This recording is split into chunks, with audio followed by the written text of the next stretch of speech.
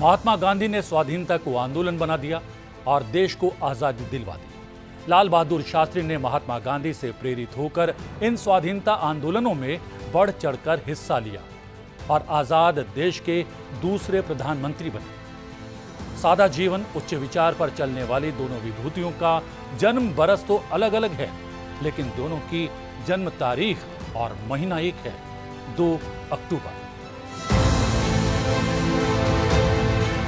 ये सर्वविदित है कि प्राण त्यागते समय महात्मा गांधी के मुख से राम निकला था, लेकिन पूरा सत्य यह है कि राम नाम उनके जीवन का मूल मंत्र था, जिसे उनके घर काम करने वाली दाई रंभा ने गांधी जी को उस वक्त दिया था जब वो बालक मोहन हुआ करते थे और भूत से डरा करते थे। दाई मां रंभा ने कहा, हमेशा राम नाम लिया करो तो कभी किसी से डर नहीं लगेगा।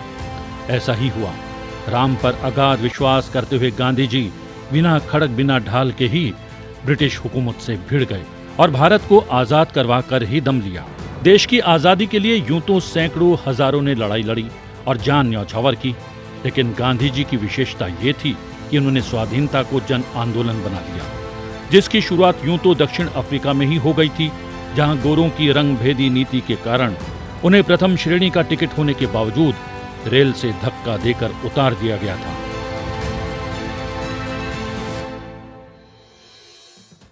गांधी जी को धक्का देना अंग्रेजों को बहुत महंगा पड़ गया।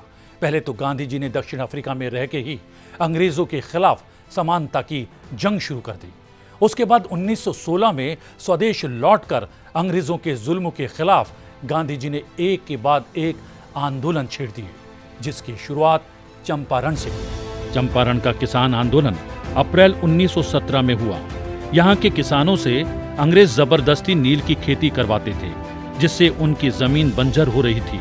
चंपारण के किसानों के आग्रह पर गांधी जी ने दक्षिण अफ्रीका में सत्याग्रह और अहिंसा के अपने आजमाए हुए अस्त्र का भारत में पहला प्रयोग चंपारण की धरती पर ही किया। गांधी जी को गिरफ्तार कर लिया गया।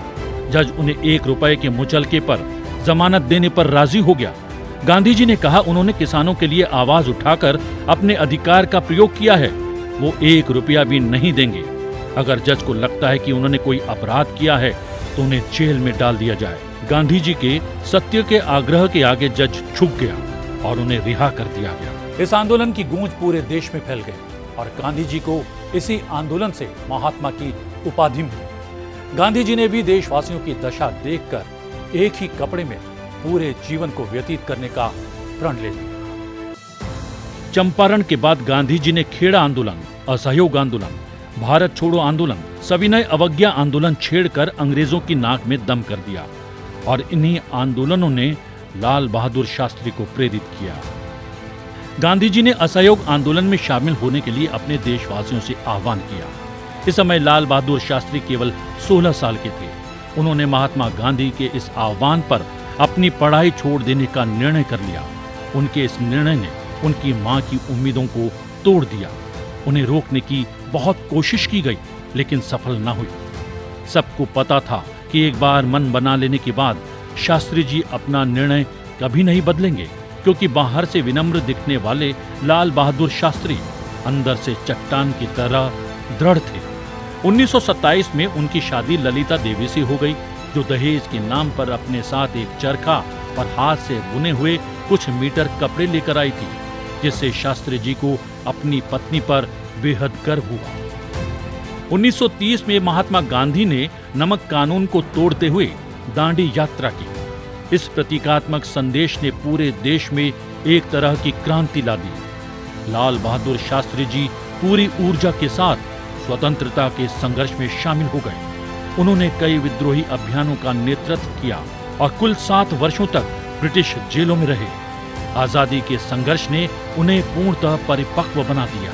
इन आंदोलनों से घबराकर अंग्रेजों ने 15 अगस्त 1947 को भारत को आजाद कर दिया। आजाद भारत में बनी सरकारों में अलग अलग मंत्री पद संभालने वाले शास्त्री जी नेहरू जी के निधन के बाद देश के लिए प्रधानमंत्री पद की पहली पसंद बन गए। ऐसी पसंद जिसके एक इशारे पर देशवासी भूखा रहने के लिए तैयार हो गए। प्रधानमंत्री जवाहरलाल नेहरू की मृत्यु के उपरांत शास्त्री जी 1964 में देश के प्रधानमंत्री बन गए। शासन को समझ पाते कि 1965 में पाकिस्तान ने भारत पर हमला कर दिया। युद्ध काल में देश में भयंकर सूखा पड़ा।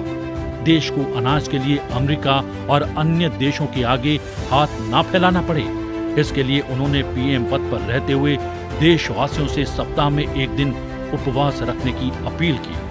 शास्त्री जी के नेतृत्व पर लोगों को इतना भरोसा था कि पूरा देश सप्ताह में एक दिन उपवास रखने लगा। इसके साथ ही उन्होंने कृषि उत्पादन में आत्मनिर्भरता के लिए जय जवान जय किसान का नारा दिया। 10 जनवरी 1966 को ताशकंद में पाकिस्तान के साथ शांति समझौते पर हस्ताक्षर के केवल 12 घंटे बाद 11 जनवरी 1966 को रूस के ताशकंद में शास्त्री जी ने आखिरी सांस ली। उनकी मृत्यु आज भी एक रहस्य है। गांधी जी और शास्त्री जी की मृत्यु उस वक्त हुई जब देश को इन दोनों की सर्वाधिक आवश्यकता थी। दोनों महान विभूतियों की जन्म की तारीख तो एक थी ही, इन दोनों की मृत्यु का महीना भी एक था, जनवरी। सादा जीवन उच्च विचार के मापदंड तय करने की प्रेरणा देने वाले इन दोनों लोगों को देश का शत शत नमन।